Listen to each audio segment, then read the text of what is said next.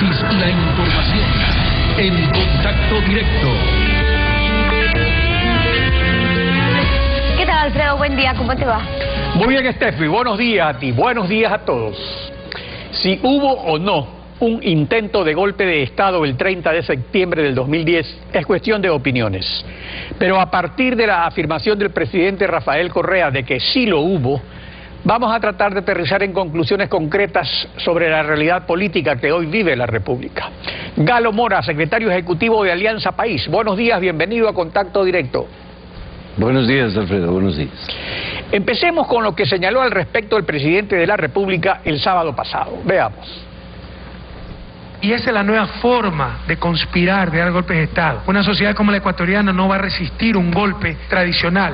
Las botas militares sacando al presidente, como sí sucedió en Honduras, como trataron de hacer en Venezuela, que el presidente había renunciado, mentira. Como le trataron de hacer Evo Morales, separatismo, violencia, saquen al gobierno. Como lograron hacer con Fernando Lugo, disparos, enfrentamiento a policía, campesinos muertos, saquen al presidente. Son los golpes de Estado modernos, camuflados en supuestos reclamos y subordinaciones, para precisamente, si fracasan, después decir, no, solo fue una insubordinación policial. Pero recuerden que se tomaron el aeropuerto, se tomaron la Asamblea Nacional, se tomaron los medios públicos, quisieron sacar estudiantes a las calles, quisieron sacar ciudadanos a las calles. A las 10 de la mañana pedían la renuncia, no de los policías insubordinados, del presidente de la República, que nadie le quepa la menor duda. El 30 de septiembre se trató de acabar con la democracia. Según este punto de vista del presidente y los anuncios de radicalización de la revolución tras los últimos triunfos electorales, ¿existe desde el 30 de septiembre un nuevo sistema político? A ver, lo primero, Alfredo, que habría que, digamos, explayarse en la medida del tiempo de televisión, es que esta técnica de los golpes de Estado, que evidentemente es diferente a la técnica de Curcio Malaparte de los años 30, de su especificación al respecto, comprende precisamente variables y variantes de esta clase. No es un golpe de Estado común, pero sí guarda aspectos similares a los que, por ejemplo, el general Roberto Viaux Marambio habló sobre el golpe de Estado contra Salvador Allende. El primer intento fue vestido, adornado, camuflado, maquillado de alza salarial de la Armada chilena. Aquí pasó exactamente lo mismo. Yo creo que a esta altura es ocioso seguir discutiendo si fue o no. Hay una evidencia del intento de magnicidio. Yo no sé a quién no la escucha, quién puede negarla a estas alturas, salvo que haya un interés político prefabricado para ignorar estos hechos. Pero la realidad política, por supuesto, que ha cambiado. Por primera vez en la historia el pueblo ecuatoriano salió a la calle a defender a su presidente, y el ejemplo de valentía, de dignidad, contagió también a esos miles de personas que estuvimos, tanto en la Plaza Grande cuanto en las afueras de la policía, y a nivel nacional, para defender un gobierno. Eso es lo que ha cambiado. La dignidad de un presidente que el pueblo ha defendido su vida con absoluta honestidad y jugándose el todo por el todo. Eso es lo que ha cambiado. En efecto, hay realidades evidentes. Por ejemplo, la tradición golpista. Eso es innegable. Pues, o sea, aquí hay más tradición golpista que tradición democrática. Pero ¿qué es lo que sucede? En ese afán de construir una democracia precavida contra el golpismo, no se termina enervando justamente las garantías constitucionales que distinguen al régimen democrático. O sea, en el afán de defenderse contra el golpe, se terminan usando herramientas que constituyen una especie de contragolpe que anula realmente la vigencia del sistema democrático. ¿No pasa eso en la práctica? Me parece totalmente fuera de lugar aquello. Es decir, ¿quién utiliza qué? ¿Qué contragolpe? Lo que hacemos es defender el sistema democrático. No hay ningún contragolpe. Pero, por ejemplo, en el momento en que sale el pueblo a las calles, igual salieron también algunos con Bucaram. Acá también hubo una situación especial, no había ninguna protección para nadie, era un caos en el país. Pero finalmente fueron las Fuerzas Armadas las que actuaron como garantes del sistema. Es gracias a ellas que el presidente puede retornar a Carondelet, a la sede del gobierno. O sea, sin la participación de las Fuerzas Armadas, como ha sido siempre, no hubiera habido el final que hubo. Yo creo que hay circunstancias absolutamente diferentes. Este momento, al cabo de casi 7 años de ejercicio democrático, el compañero presidente Rafael Correa mantiene una aprobación de más del 80%, y en algunos cantones, y hemos revisado aquello el 100% de aprobación a su gestión presidencial. El expresidente Bucaram tenía en 6 meses el 6%, el expresidente Maguad el 6%. Y la gente no salió a defender. Hay una diferencia fundamental. Usted dice también salió a la calle, pero no a defender, pues en el caso del coronel Gutiérrez salió a derrocarlo. Aquí salió a defender al compañero presidente.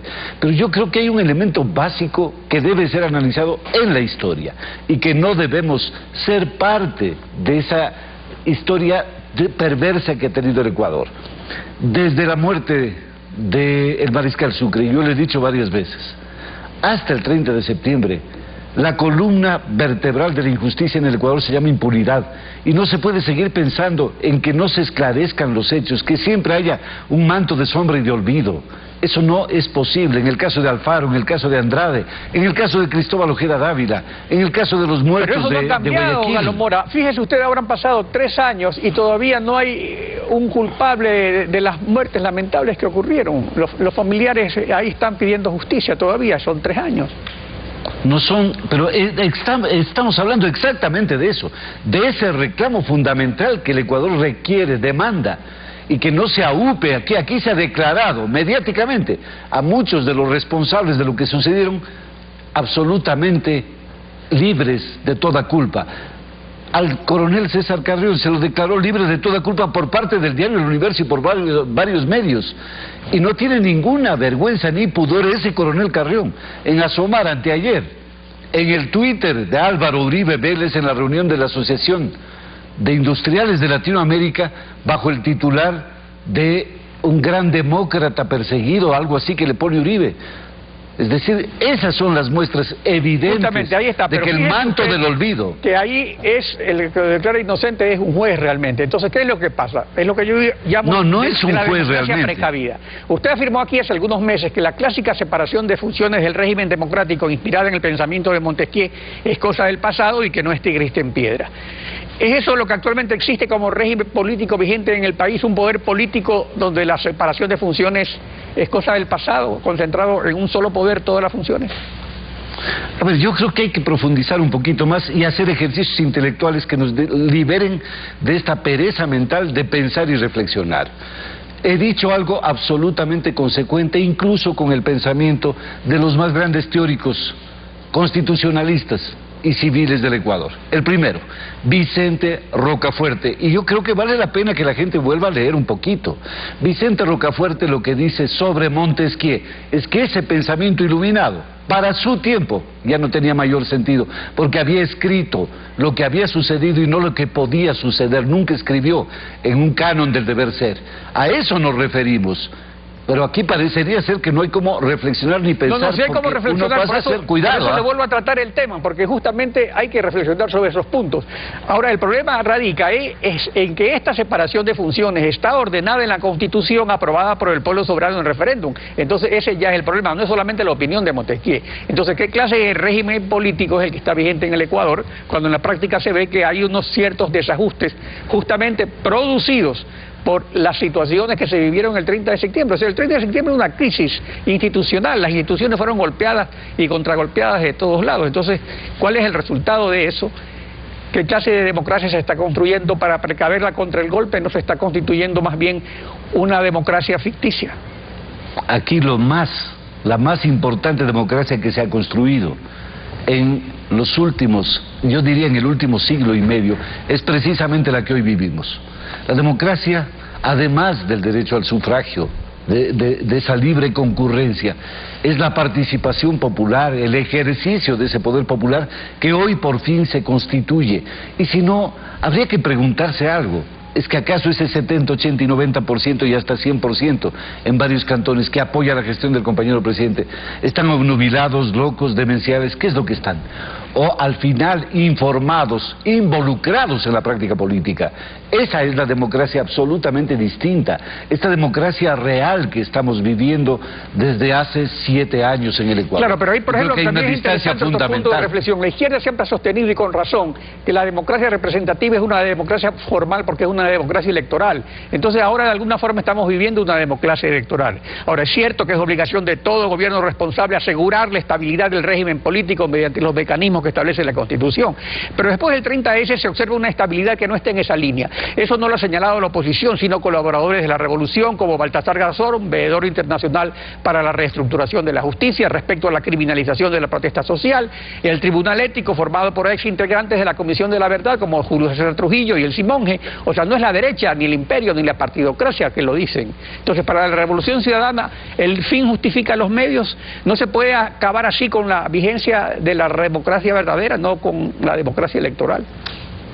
A ver, salvando el caso del doctor Garzón o del abogado Garzón, usted está haciéndose eco y citando exclusivamente a miembros de la oposición.